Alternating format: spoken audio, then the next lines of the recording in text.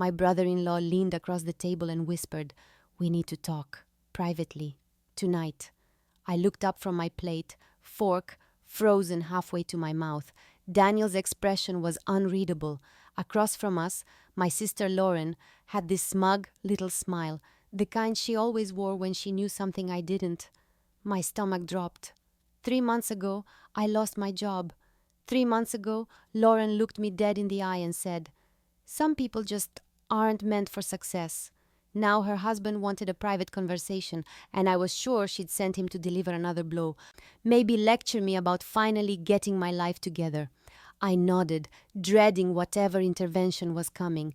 What he told me that night didn't just change my career, it exposed everything. Before I continue the story, please subscribe. I need to reach 1,000 subscribers so I can keep bringing you stories like this every day. It's just one click for you, but it means a lot to me. To understand why that dinner felt like walking into an ambush, you need to know how my family works. Lauren and I grew up in a house where roles were assigned early and set in stone. Lauren was the golden child, beautiful, charismatic, the kind of person who could light up a room just by walking into it. I was the practical one, the responsible backup, the one who got things done while Lauren got the applause. When Lauren brought home a B, it was celebrated with dinner out.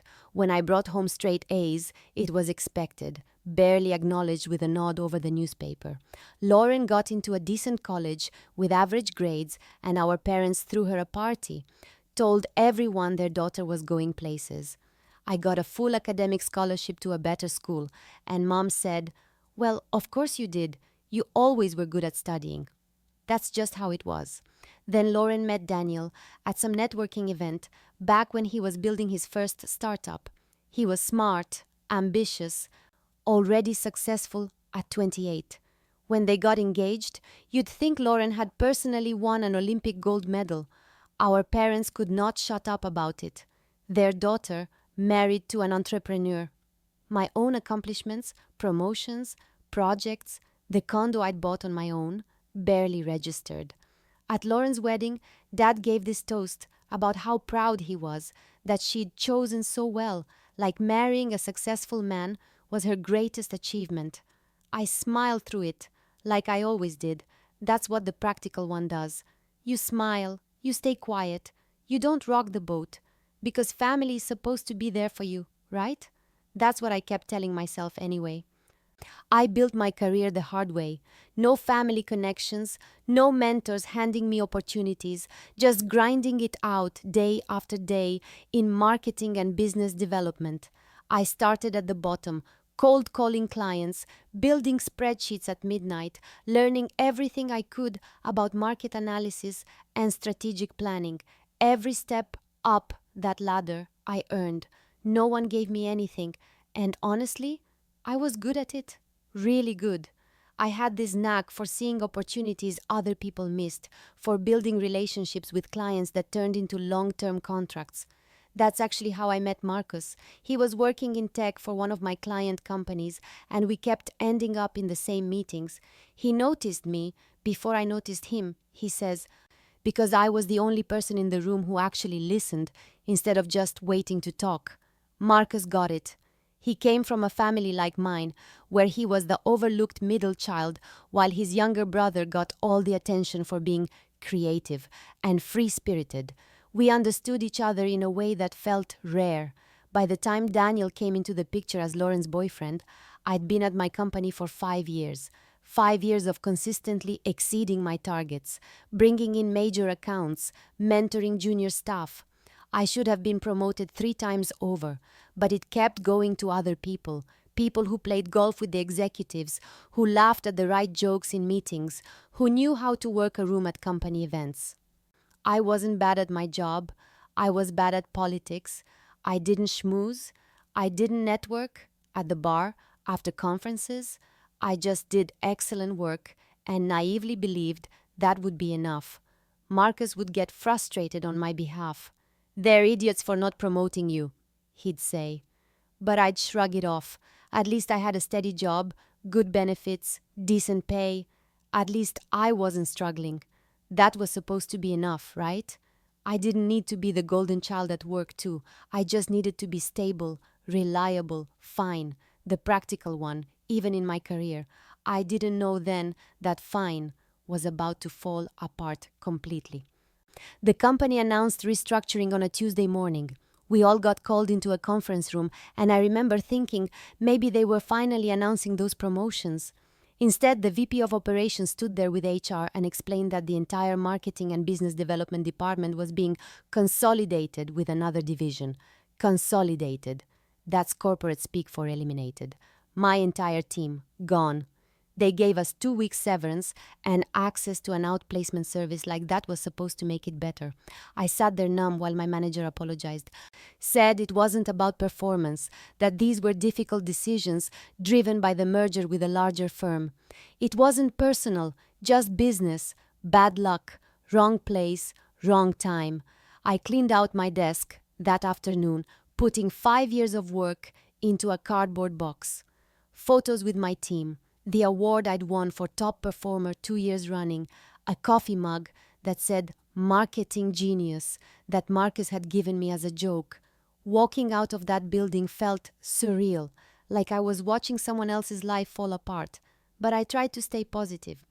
Marcus was incredible. He held me while I cried that first night.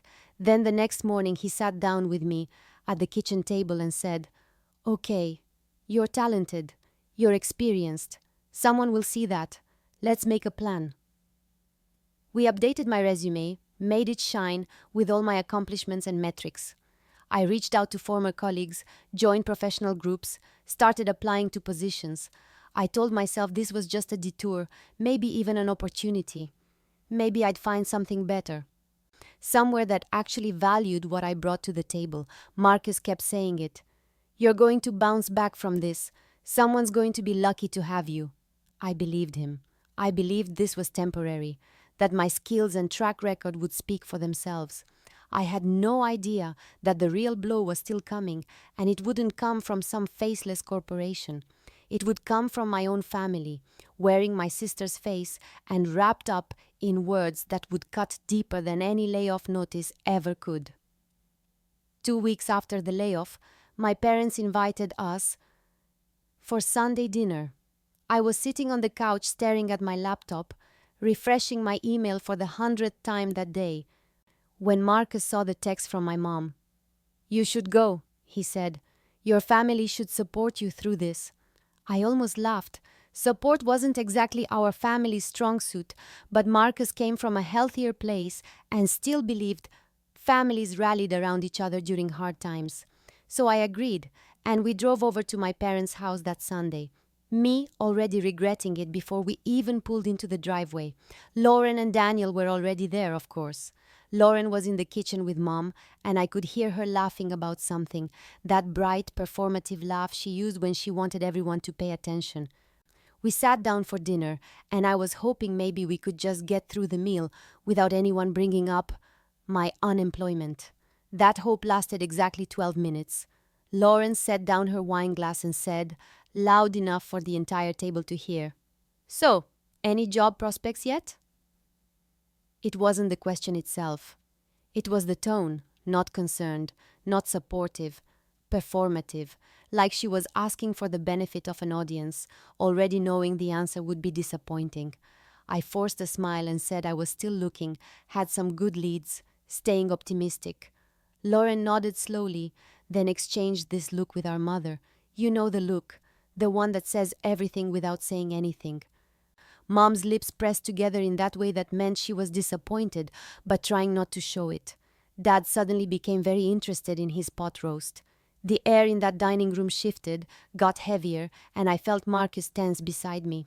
Daniel was watching his wife with an expression I couldn't quite read, something between concern and discomfort.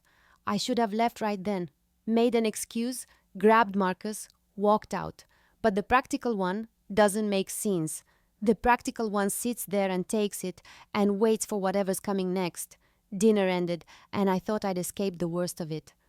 We were in the entryway, putting on our coats, saying our goodbyes. Marcus was already outside warming up the car because it was freezing. I was pulling on my jacket when Lauren approached me, wearing this sweet smile that should have been a warning. "You know," she said, voice soft and confidential, like she was about to share sisterly wisdom, "I've been thinking about your situation, and I think maybe some people just aren't meant for success." I froze, my hand still on my zipper. She kept going, kept smiling. "Not everyone can be a winner. That's just reality. Maybe this is life telling you something. Maybe you need to lower your expectations." I couldn't move, couldn't speak. My brain was trying to process what I was hearing, trying to make it make sense, because this was my sister. My sister. She reached out and patted my arm, like she was comforting me, like she just said something helpful. "I'm just being realistic with you. Someone has to be. Not everyone can be like Daniel and me. Some people are just meant to be more ordinary." She said that last word like it was a diagnosis, a fact about me she'd uncovered and was generously sharing.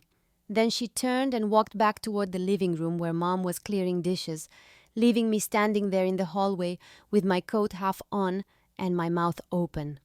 I heard her laugh at something Mom said, that bright, easy laugh. Like she hadn't just gutted me. Like those words were nothing. By the time I could breathe again, she was gone, and I was standing alone in the entryway, wondering if I'd imagined the whole thing. But I hadn't. Marcus came back in looking for me and found me just standing there staring at nothing. "Babe, you okay?" I wasn't. I really, really wasn't. I sat in Marcus's car in my parents' driveway, numb, staring at the dashboard. He kept asking what happened, what was wrong, and finally I told him. Repeated Lauren's words exactly as she'd said them. Marcus's hands tightened on the steering wheel, and he said, quietly, but with this edge I rarely heard from him, "That's not sisterly concern. That's cruelty. That's deliberate, calculated cruelty." I wanted to agree with him. I wanted to be angry. But instead, I just felt small, hollow. Because what if she was right? What if I'd been fooling myself this whole time, thinking I was good at my job, thinking I deserved more? Maybe I was ordinary. Maybe I had been aiming too high, expecting too much. Maybe this layoff was exactly what Lauren said, life telling me something I'd been too stubborn to hear. The next few weeks were dark, in a way I hadn't experienced before. Job hunting became exponentially harder because my confidence was just gone, shattered. I'd stare at job postings and think, why would they want me? I'm not meant for success.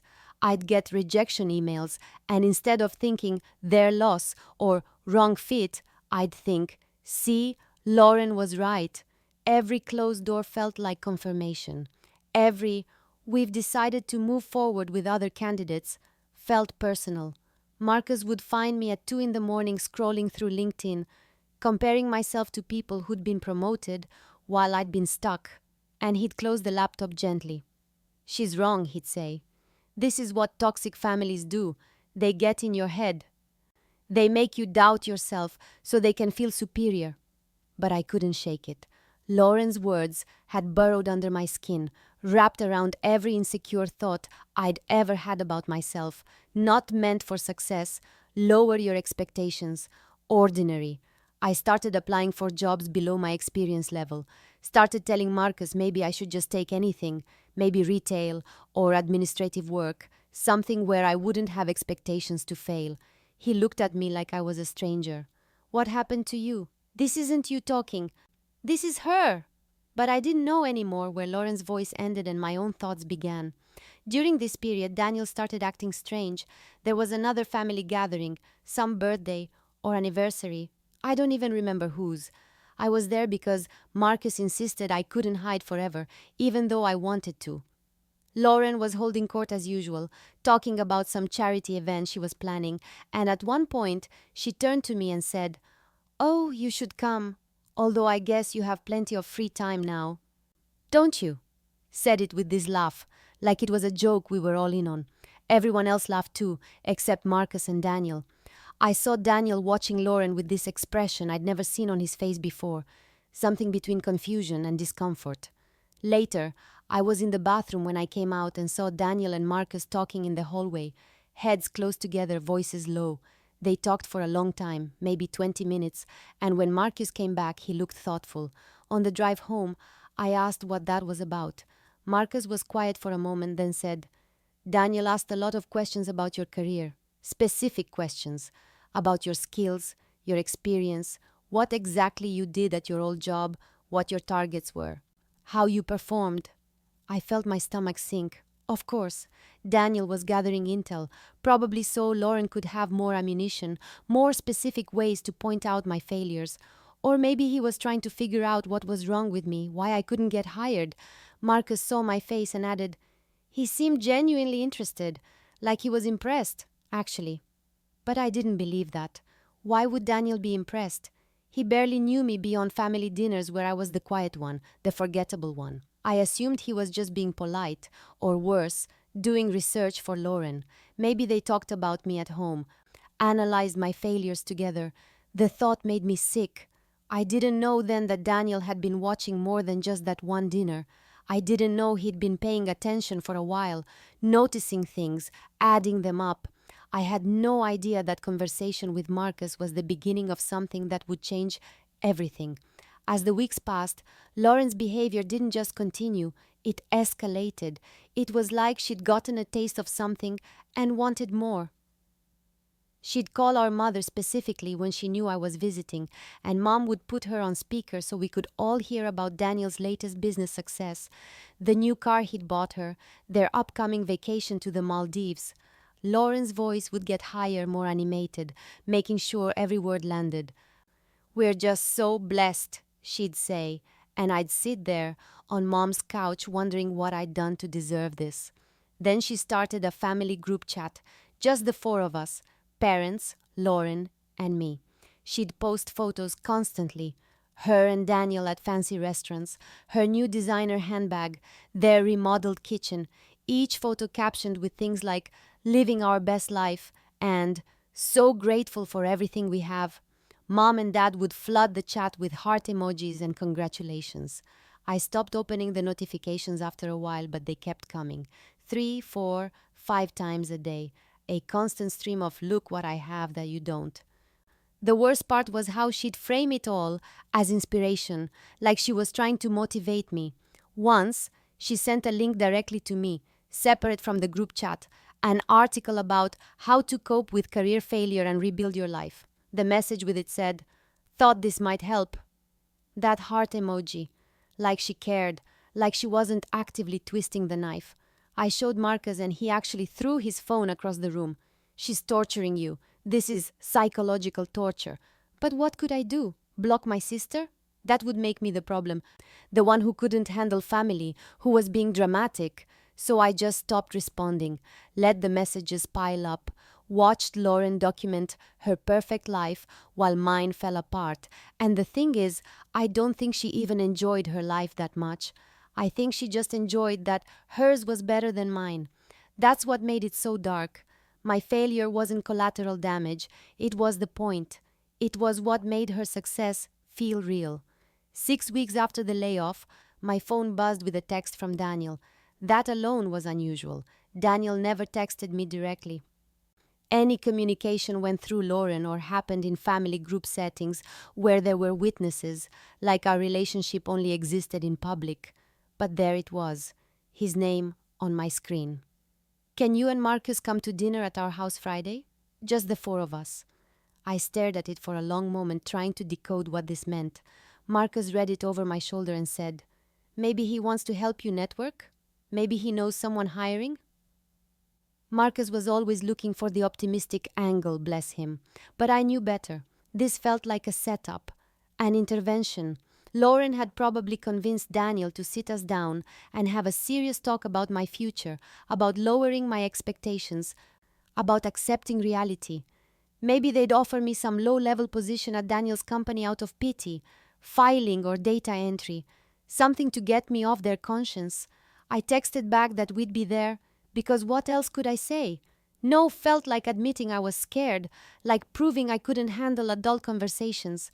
Marcus tried to reassure me the whole week leading up to it. Daniel's always been decent to you. Maybe this is actually good. But I couldn't shake the dread. I played out scenarios in my head. Daniel telling me gently that I needed to be more realistic. Lauren sitting there with that sympathetic smile, backing him up. The two of them, united front, explaining that they were worried about me, that this unemployment was affecting my mental health, that maybe I needed to consider therapy or a career change or just accepting that corporate success wasn't in my future. Friday came and I put on nice clothes because I wasn't going to give them the satisfaction of seeing me broken down. Marcus drove, kept his hand on my knee the whole way, and when we pulled up to their house, that beautiful house in the suburbs that Lauren posted about constantly, I took a deep breath. Whatever happens, Marcus said, we leave together. If it gets bad, we just leave. I nodded. We walked up to the door. I was bracing for an ambush, an intervention, anything except what actually happened. Dinner was uncomfortable from the start. Lauren was unnaturally cheerful, laughing too loud at things that weren't funny. Constantly touching Daniel's arm in this possessive way I'd never really noticed before. She kept redirecting every conversation back to herself, to their accomplishments, their plans. Daniel was quieter than usual, barely touching his food, and I caught him watching me a few times with that same unreadable expression from the family gathering. When we finished eating, when Lauren was clearing plates and talking about dessert, Daniel stood up and said, "Can I talk to you in my office?" "Alone." The kitchen went quiet. I looked at Marcus, then back at Daniel. Lauren's smile tightened, didn't reach her eyes. "Why alone?" she asked, still holding a stack of plates. Daniel met her gaze steadily. "Business conversation. Won't take long." She looked like she wanted to argue, but Daniel was already walking toward the hallway, gesturing for me to follow. I stood up on shaky legs, felt Marcus squeeze my hand once for courage, and followed Daniel down the hall to his home office. He closed the door behind us, and suddenly the house felt very quiet. Daniel ran a hand through his hair, looked uncomfortable, paced to his desk and back. I stood there thinking, here it comes, the lecture, the pity job offer, whatever this intervention was supposed to be. Finally, Daniel stopped pacing, looked at me directly, and said, "I need to tell you something, and it's going to sound crazy." I braced myself. He took a breath. "I want you to be my business partner." I blinked, thought I'd heard wrong. "What?" Daniel nodded like he was convincing himself. "My business partner, 50-50, equal ownership. I'm serious." I just stood there, my brain refusing to process the words because they didn't make any sense. None of this made any sense. This wasn't the conversation I'd prepared for at all. I must have looked like I'd been hit with a brick. Because Daniel held up his hands and said, "Let me explain. Please, just hear me out." He gestured to a chair, and I sat down mechanically, still not understanding what was happening. Daniel leaned against his desk and started talking. He'd been planning to expand his business into a new sector for almost a year now, he said. Market analysis, strategic partnerships, client acquisition in the B2B space, and then he looked at me and said, "That's exactly your area of expertise, isn't it?" I nodded slowly. It was. It was exactly what I'd been doing for 5 years. Daniel continued, "I've been looking for a partner for months, not an employee." A partner. Someone who knows this space, who can handle the expansion while I manage the existing operations. I interviewed people, reviewed portfolios, but no one felt right. Then he'd seen me at those family dinners, he said, watched me handle questions about my job search, noticed how I talked about my previous work, the specific projects I'd mentioned. So he'd started doing research, quietly. He'd called some of my former colleagues, people whose contact information was on LinkedIn. He'd reviewed my work portfolio, the case studies I'd published that were publicly available. He'd talked to people in the industry who'd worked with me or heard of me. "And you know what everyone said?" Daniel asked. "Everyone said the same thing, that you were exceptional, ethical, strategic, that you saw opportunities others missed, and that clients trusted you. One person told me, You were the best business development person they'd ever worked with, and they couldn't understand why you hadn't been running your own department. I felt tears prickling at my eyes and blinked them back hard. Daniel's voice was firm now, certain. I don't want an employee. I want an equal partner, 50-50 ownership, equal say in decisions. This expansion is going to make or break the next phase of my company, and I want you leading it with me. I couldn't speak. My throat was too tight. This couldn't be real. Daniel took a breath and his expression shifted to something more serious, more uncomfortable. I need to be honest about something else. Lauren doesn't know I'm doing this, and she can't know yet because... He paused, seemed to be choosing his words carefully. I've realized some things about my marriage, about your family. The way they treat you, it's not normal. It's not okay. My blood ran cold. I didn't know what to say, so I said nothing. Daniel kept going. What Lauren said to you after you lost your job, about some people not being meant for success. I felt the air leave my lungs. Marcus told you? My voice came out barely above a whisper. Daniel shook his head. He didn't have to. I heard it myself. I was coming back from the bathroom that night at your parents' house. I heard everything she said to you in that hallway. Oh God, he'd been there. He'd heard his wife tell me I was ordinary, that I should lower my expectations, that I'd never be like them. The humiliation of that moment came flooding back, but now it was worse because Daniel had witnessed it. I stood there, Daniel said quietly, and I listened to my wife deliberately try to destroy your confidence, and then I watched her walk away laughing like it was nothing. I went home that night and I couldn't sleep. I kept thinking about it, about the look on your face, about how calculated it was. He ran his hand over his face. That wasn't the first time I'd noticed things. The comments at dinners, the way your parents talk about you versus how they talk about Lauren. But that moment, hearing her say those things to you when you were already down, that was when I couldn't pretend anymore. That was when I knew something was very, very wrong with the way your family operates, and I'd been enabling it just by staying quiet. I sat there shaking, not knowing whether to feel validated or mortified or angry. Daniel looked at me with something that might have been guilt. I started doing the research on you the next day, not to help you out of pity. To see if what I suspected was true, that your family had been lying to you your whole life about who you are. Daniel sat down in his desk chair like he needed the support. I've been noticing things for years, he said.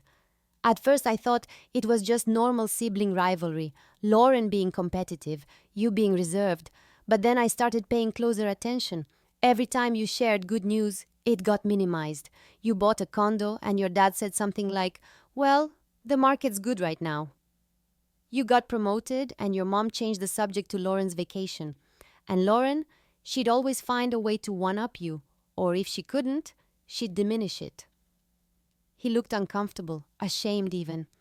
I watched how you'd light up talking about a project you were proud of, and then I'd watch that light die when no one responded, or worse, when Lauren interrupted to talk about herself. At first I thought it was sibling rivalry. Then I realized it was systematic. It was a pattern. Your family needs you to be less than, so Lauren can be more than. I wanted to argue, to defend them, but I couldn't, because he was right. Daniel pulled out his phone, scrolled through something. I started documenting incidents, not to build a case or anything, just because I felt like I was going crazy, like maybe I was seeing things that weren't there. But then I had pages of examples. Times your parents forgot your birthday but threw Lauren a huge party. Times Lauren made cruel jokes about you and everyone laughed.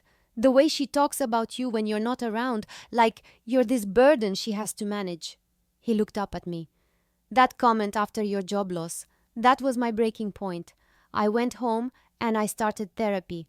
Told my therapist about my marriage, about your family, about how uncomfortable I'd been feeling. And you know what she said?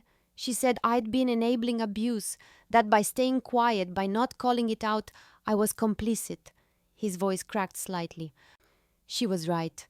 I've been watching my wife emotionally abuse her sibling for years, and I did nothing. I smiled at family dinners. I let it happen, and I'm done. I'm done being part of this. I was overwhelmed, couldn't process everything Daniel was saying. My family, abusive. Lauren, deliberately cruel. And now, this partnership offer on top of it all. Daniel must have seen the panic on my face because he held up his hands again. Look, I need to be clear about something. This is a legitimate business offer. I'm not doing this out of pity or guilt or to save you. I'm doing this because I need someone with your skills and experience, and you're the best person I found. Period. He turned to his computer, clicked a few things.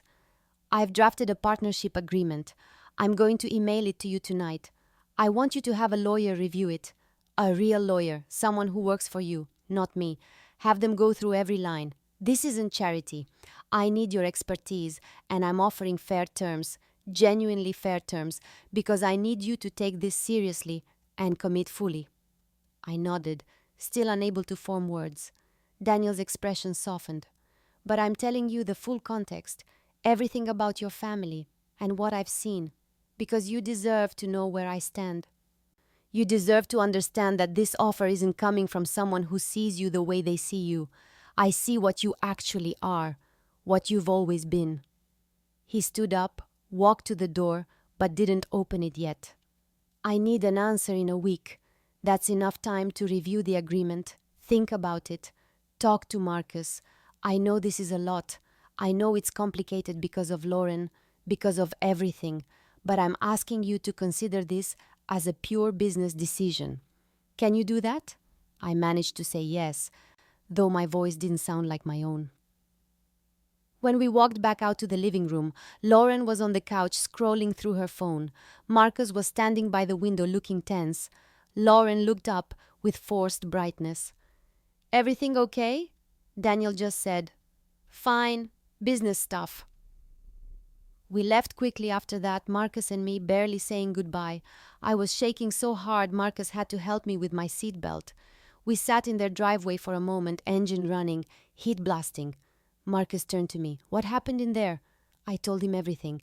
Every word Daniel had said, about the partnership, about hearing Lauren's cruel comment, about therapy and enabling and the partnership agreement. When I finished, Marcus sat back in his seat, stared out the windshield at the dark street and said, "Holy shit." That was it. Just holy shit.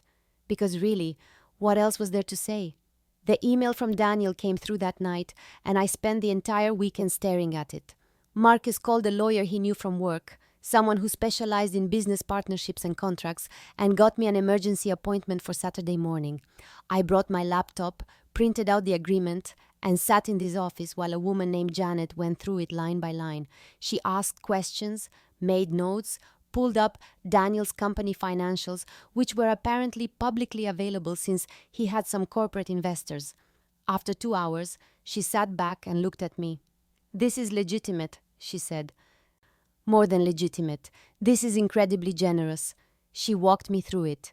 Equal ownership, 50-50, no hidden clauses or buyout options that favored Daniel. Equal decision-making power on all major business decisions.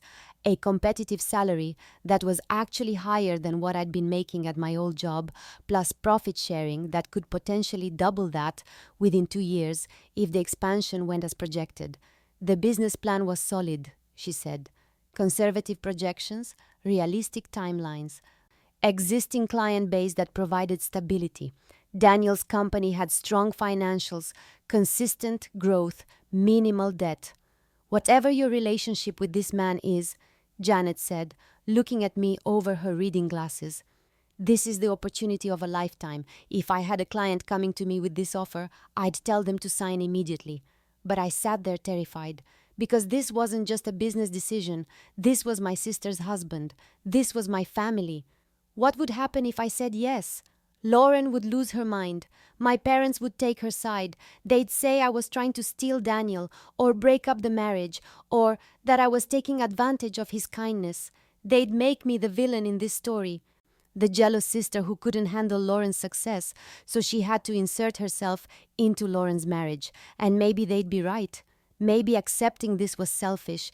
Maybe it would destroy what was left of my relationship with my family. Marcus drove me home from the lawyer's office and I just stared out the window. "What are you thinking?" he asked. I said, "I'm thinking that if I do this, I lose my family." Marcus was quiet for a long moment. Then he said, "Baby, I don't think you ever really had them." I spent 3 days thinking about what Marcus said. I reread the partnership agreement. I looked at my bank account, at the rejection emails piling up, at the future I was building versus the family I was trying to hold on to. And I realized Marcus was right. I'd been fighting for a family that had never actually fought for me.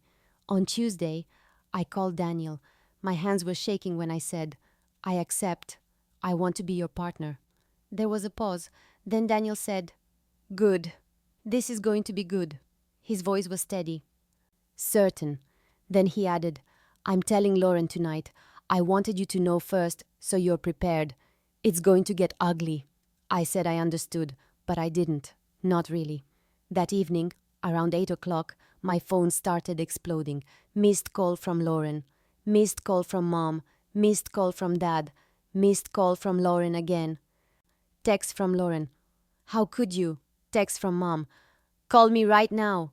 Text from Lauren. "You're trying to steal my husband." Text from Dad. "What have you done?" Text from Lauren. "This is why you can't succeed on your own. You have to leech off my life." Marcus was reading over my shoulder and he grabbed the phone out of my hands. "Don't respond. Not yet. Let them scream into the void." But the calls kept coming. The texts kept coming. I made the mistake of listening to one voicemail. It was Lauren, and she was crying, hysterical, screaming. "You've always been jealous of me, always, and now you're destroying my marriage because you can't stand that I'm happy. You're pathetic. You're a pathetic, jealous failure, and I hate you." The next voicemail was worse. She wasn't crying anymore. She was cold, vicious. "Everyone's going to know what you did. Everyone's going to know you're a home wrecker who couldn't make it on her own, so she had to sleep her way into my husband's business. Because that's what this is, right? How else would he want you?" I felt sick. Marcus deleted the rest without letting me hear them. My phone didn't stop buzzing for 3 hours. 17 missed calls, 43 text messages, all variations of the same accusations. That I was jealous, that I was a failure, that I was destroying their marriage, that I was stealing what belonged to Lauren. Not once did anyone ask if the partnership was real. Not once did anyone consider that maybe Daniel had made a business decision. It was all about me being the villain, the problem, the one who'd finally gone too far. My parents demanded a family meeting. The text from Dad said, "Sunday, our house. Everyone needs to be there. This needs to be resolved." I told Marcus I wasn't going, that I couldn't face them. But then Daniel called me. "I'll be there," he said. "We face this together, as partners. That's what partners do." So we went, me and Marcus, walking into my parents' house like we were walking into a courtroom. Lauren was already there, her eyes red and swollen, sitting on the couch between Mom and Dad like she needed protection from me. The second I walked in, she stood up. "You're ruining my marriage. You've taken everything from me. My husband, my family, everything." Her voice was shrill, breaking. Mom turned to me with this look of profound disappointment. "Why do you always cause problems? Why can't you just be happy for your sister? Why do you have to take what's hers?" I opened my mouth, but nothing came out, because this was exactly what I'd expected, and somehow it still knocked the air out of my lungs. Then Daniel walked in behind us. He moved to stand next to me, not next to Lauren, and the room went silent. "This is my business decision," Daniel said. His voice was calm but firm, the voice he probably used in boardrooms. "Your daughter is qualified, extremely qualified. We're equal partners in a business expansion. If you have an issue with that, it's your issue, not ours." Dad stood up, trying to take control. "Daniel, we know you're trying to be kind, but surely you can see she's manipulated you somehow. This isn't appropriate." "You're married to Lauren." Daniel's expression didn't change. "I haven't been manipulated. Actually, I'm seeing things clearly for the first time. He looked at each of them. I've spent years watching how you treat her, watching you diminish every accomplishment, dismiss every success, favor Lauren at every turn. I thought it was just family dynamics, but it's not. It's systematic mistreatment, and I'm done being complicit in it. Lauren made a sound like she'd been slapped. Mom said, "How dare you judge our family?" Daniel said simply, "I'm not judging. I'm stating facts, and I'm making it clear that this partnership is happening whether you accept it or not." The room erupted then, everyone talking over each other, but Daniel just stood there beside me, solid and unmovable, and I realized this was what having someone in your corner actually felt like. Lauren turned to Daniel, tears streaming down her face, and delivered her ultimatum. "Fire her or I'm leaving." "I mean it, Daniel. It's her or me. Choose." The room went silent. Everyone was looking at Daniel, waiting for him to back down, to choose his wife, to make this right. I was already preparing myself to step back, to say it was okay, that I understood. Then Daniel said, "Then I guess you're leaving." Lauren's face went blank with shock. Mom gasped. Dad said, "Daniel, be reasonable." Daniel continued, his voice steady. "I'm not firing my business partner because you're insecure. I'm not making bad business decisions to placate your ego. And honestly, Lauren, this isn't really about the partnership, is it?" He turned to face her fully. "I moved into an apartment last night. I've already consulted a divorce attorney. The papers will be filed this week." The room exploded. Lauren was screaming. Mom was crying. Dad was demanding to know what the hell Daniel thought he was doing. I just stood there in shock because I hadn't known any of this. Daniel hadn't told me he was leaving Lauren. He raised his voice to be heard over the chaos. "I didn't marry you to enable your cruelty to your sibling. I didn't sign up to watch you systematically destroy someone's confidence and self-worth. This partnership made me see what I've been ignoring for years. How you treat her, how your family treats her. It's not normal. It's abuse. And I'm done." Mom turned on me, her face twisted with anger. "This is your fault. You've broken up their marriage. You've destroyed this family." Daniel cut her off. "She didn't break anything. Your family dynamics did. The way you've treated her, for her entire life did. I just finally opened my eyes and saw it." Dad tried a different approach, calm and rational. "Daniel, you're confused. You're letting your business interests cloud your judgment about family. This girl has always been troubled, always causing issues." "This girl," Daniel said, his voice hard now, "has a name. She's been nothing but kind and patient with all of you despite years of mistreatment. And the fact that you're blaming her right now for my decision to leave my marriage proves exactly what I'm saying about how this family operates." Lauren collapsed onto the couch, sobbing. "I loved you. I gave you everything." Daniel looked at her with something that might have been pity. "You gave me a version of yourself that only existed when we were alone or with people you wanted to impress. The person you are with your family, the person who says cruel things to your sister and then laughs about it, that's who you really are. And I can't be married to that." He turned to me and Marcus. "We should go." And we left. Walked out of that house while my family screamed behind us, and I realized my entire life had just imploded, and somehow I was breathing easier than I had in months. 3 months later, my life looks completely different. The partnership with Daniel is thriving. We landed 2 major clients in the first month, and the business expansion is ahead of all projections. Turns out when you have 2 people who actually respect each other's expertise and work well together, things happen fast. I'm good at this. I was always good at this. I just needed someone to actually see it. Lauren filed for divorce and moved back in with our parents. From what I hear through the family grapevine, which is very distant now, the 3 of them spend a lot of time discussing my betrayal, how I stole Daniel, how I destroyed their family, how I was always jealous and finally showed my true colors. I rarely speak to any of them. Mom texts occasionally these passive-aggressive messages about how families are supposed to forgive each other, how I'm being stubborn. I don't respond. Marcus proposed last month. We went to dinner at this little restaurant we love, just the two of us, and he got down on one knee right there. It was perfect, intimate, real.